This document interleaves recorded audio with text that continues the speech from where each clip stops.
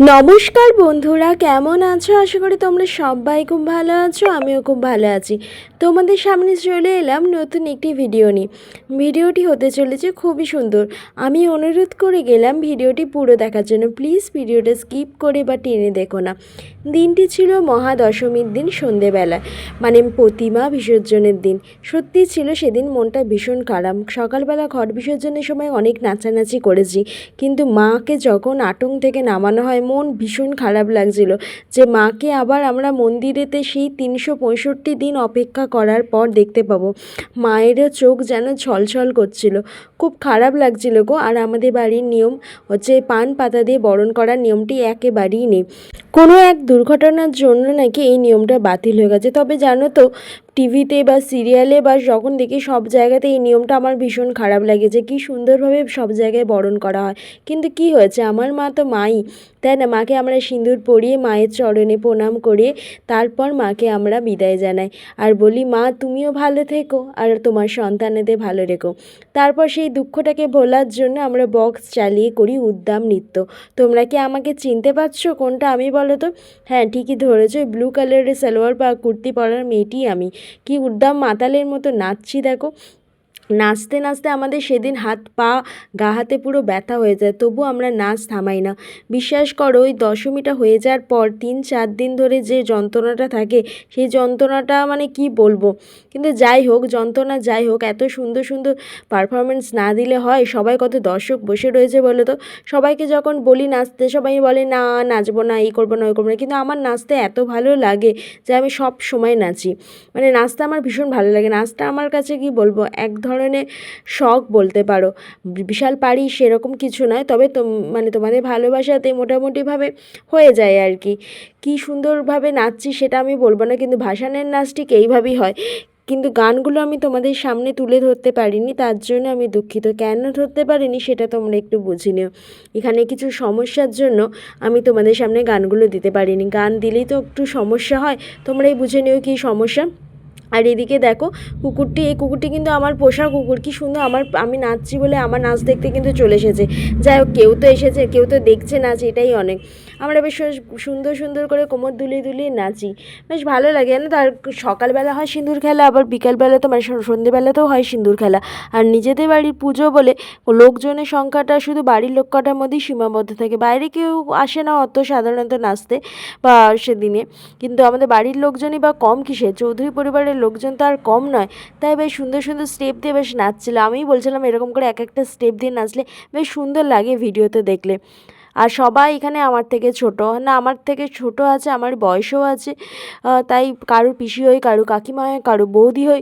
বেশ সুন্দরভাবে কাটলো সেদিনের সন্ধেবেলাটা। যাই হোক, তোমাদেরকে এই ভিডিওটা দেওয়ার মাধ্যমে আবার সেই দিনটা যেন চোখের সামনে ফেরত পেলাম, এটার জন্য তোমাদেরকেও ধন্যবাদ। যাই হোক, আমার এডিটিংয়ের জন্য অনেকটা টাইম লেগেছে বলেই আমরা এই ভিডিওটা আবার দেখতে পেলাম। আর এদিকে দেখতে পাচ্ছ, এনার নাম হচ্ছে অলকা দিদি। অলকা দিদি আমাদের অনেক কাজ করে সাহায্য করে, কিন্তু তিনি এগিয়ে এসেছে আমাদের সাথে নাচতে, এটাই বেশ সুন্দর লাগছে। বেশ ভালো হয়েছিল জানো তো সেদিনে সমস্ত কিছুই।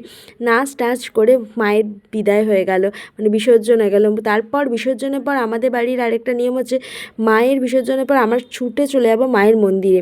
মায়ের মন্দিরে বসে থাকার পর আমরা সেখানে ব্রাহ্মণ ঠাকুর যিনি আছেন তিনি শান্তি জল দেবেন এবং হোমের ফোঁটা দেবেন। এবং তারপর প্রথম বিজয়াটা মায়ের মন্দিরে হওয়ার পর ব্রাহ্মণ ঠাকুরকে প্রণাম করি আমাদের শুরু হয়। তারপর আমরা প্রণাম করতে চলে যাই রঘুনাথ মন্দির, আমাদের যেসব মন্দিরগুলো আছে সেই সব মন্দিরে। তারপর তো আছেই বড় গুরুজনেদের প্রণাম। তোমাদের বাড়িতে কোন কোন মানে কার কার বাড়িতে এই নিয়মটা আছে অবশ্যই তোমরা জানিও কিন্তু। আসলে তোমাদের সামনে এই ভিডিওটা যখন আমি দিচ্ছি বা এডিটিং করছি না, আমার মনে হচ্ছে যেন আজকেই সেই দিনটা, মানে আমি যেন নাচছি বলতে পারো। আর আমাকে না এখানে সবাই খুব ভালোবাসে, যারা নাচছিল সেই বোনেরা, কি বলবো, আমাকে কেউ কাকিমা বলে, কারো পিসি হই আমি, ভাইজি বোন, সবাই আমাকে ভীষণ ভালোবাসে, আমিও তাদেরকে ভালোবাসি। সত্যি আবার 1 বছর পর সবার সাথে দেখা হবে। হ্যাঁ, মাঝে মাঝে হয়তো দেখা হবে বলাটা ভুল, কিন্তু সবাই নিজের নিজের জগতে নিজের নিজের কাজে এত ব্যস্ত থাকে যে সবাই সবার সাথে এই মজা করার অনুভূতিটা যেন থাকে না। যদিও কয়েকদিন পরই মা আসছে শ্যামা, আমাদের বাড়িতেও কালী পুজো হয়, সেই ভিডিও তোমাদের সাথে নিশ্চয়ই শেয়ার করব। তবে এটা টাইমে করার চেষ্টা করব। তবে আমার যা মনে হচ্ছে এডিটিংয়ে যে সময়টা লাগছে সেই সময়টাতে কালী পুজো পেরিয়ে যাওয়ার পরও আমার মনে হয় দুর্গা পুজোর ভিডিও শেষ করা হবে না। দেখো এইবার মায়ের বিসর্জন নিরঞ্জন হয়ে যাওয়ার পর মায়ের বিসর্জনে কিছু মুহূর্ত তোমাদের সাথে তুলে ধরবো। তার আগে দেখো কেমন ফাঁকা হয়ে গেছে, দেখো চারিদিকটা। এটা একদম মায়ের বিসর্জন হয়ে যাওয়ার পর আর হোমের ফোঁটা নিয়ে নেওয়ার পর সমস্ত কিছুটা, কিন্তু সেই বিসর্জনের যে ভিডিওটা সেই ভিডিওটা অবশ্যই তোমাদের সাথে তুলে ধরছি। দেখো ঠিক এইভাবে মায়ের চারিদিকে দড়ি বেঁধে যাতে মায়ের কোনো রকমের আঘাত না লাগে, হঠাৎ করে পড়ে না যায়, সেভাবে সমস্ত মানুষেরা, সমস্ত দাদা ভাই জ্যাঠা কাকারা সবাই সাহায্য করে নিয়ে মাকে এইভাবে নিরঞ্জন দেওয়া হয়। তোমাদের বাড়িতে কার বাড়িতে ঠিক এইভাবে নিরঞ্জন দেওয়া হয় সেটা অবশ্যই তোমরা জানিও। আর বাড়ির পুজো মানে সত্যি খুব আবেগ ভরা থাকে গো। এই মায়ের মানে কি বলবো, এইগুলো সমস্ত কিছু নিজেদের হাতে পরানো থাকে, মালা চাঁদমালা সব, তাই সবটাই যেন ভীষণ ভালো লাগে আমার। আর আস্তে আস্তে কি সুন্দরভাবে নিয়ে আসা হয় দেখো মাকে। 3-4টে সিঁড়ি আছে, 3-4টে সিঁড়ি কি বলছি, 10-12টা সিঁড়ি আছে, সেই সিঁড়িগুলো দিয়ে আস্তে আস্তে নামিয়ে তারপর হয় মায়ের বিসর্জন। মায়ের বিসর্জনের সমস্ত মুহূর্ত তোমাদের সাথে তুলে ধরছি। অবশ্যই তোমরা জানিও যে ভিডিওটি কেমন লাগলো। আর যে সকল বন্ধুরা, আমার নতুন বন্ধুরা আমার এই ভিডিওটি দেখছো, তাদের কাছে আমি অনুরোধ করে গেলাম, আমার এই ভিডিওটি দেখলে যদি তোমাদের ভালো লেগে থাকে তাহলে তোমাদের সুন্দর করে একটু লাইক কমেন্ট আর শেয়ার করে যেতে ভুলে যেও না। আর আমার বন্ধু হয়ে যদি না থাকো তাহলে প্লিজ আমার চ্যানেলটি সাবস্ক্রাইব করে পাশে থেকো।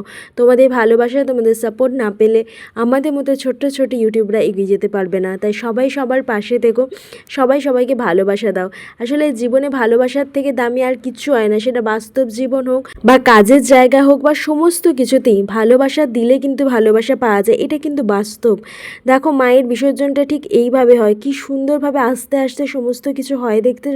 আর অনেকটা রাত হয়ে গেছিলো, লাইটের ওইখানটা ঠিকঠাকভাবে লাইটও আসছিল না, চারিদিকে এত গাছ ছিল যে লাইটটা ঠিকঠাকভাবে পড়ছিল না। তবু মায়ের বিসর্জনের যতটা পেরেছি ততটা তোমাদের সামনে তুলে ধরলাম। আর মা সরস্বতী হাতে যে কাগজটা দেখতে পাচ্ছ, এখানে 108 বার লেখা হয় জয় মা সরস্বতী বা ও মা সরস্বতী নম, কিছু একটা লেখা হয়। এটা কেউ একজন দেয়, মানে আমাদের বাড়িরই কেউ একজন যিনি যে পড়াশোনা করছে, এইভাবেই হয়। আর আমি দিতাম ছোটোবেলা, আমাদের বাড়িতে যখন সরস্বতী পুজো হতো সেই সরস্বতী মায়ের হাতে আমি এইভাবে দিতাম। ঠিক এভাবে জল ছিটিয়ে মানে মজা করা হয় আর কি, সমস্ত কিছুটাই আনন্দের মাধ্যমে হয়। দুঃখকে আমরা যেন ভোলার চেষ্টা করি আর কি। আমার না এখনও কেমন একটা কষ্ট হচ্ছে যে মায়ের এই বিসর্জনের দৃশ্যটা দেখতে সত্যি আমার চোখ দিয়ে না এখনও ছলছল করছে। দেখো তোমরা, আমরা কত বরণ করে, কত নতুন জামা কাপড় কিনে তারপর মায়েরকে নিয়ে আসি, কিন্তু মায়ের বিসর্জনটা দেখো আমরা মানে যদি মূর্তিটা না ডোবে সেক্ষেত্রে আমরা বিভিন্ন রকমভাবে জল দিয়ে ডোবানোর চেষ্টা করি। সত্যি আমরাই পারি বলো, মানুষটাই। আমরা বিশ্বাস করি মা হয়তো কৈলাসে চলে গেলেন। সবাই ভালো থেকো, সুস্থ থেকো।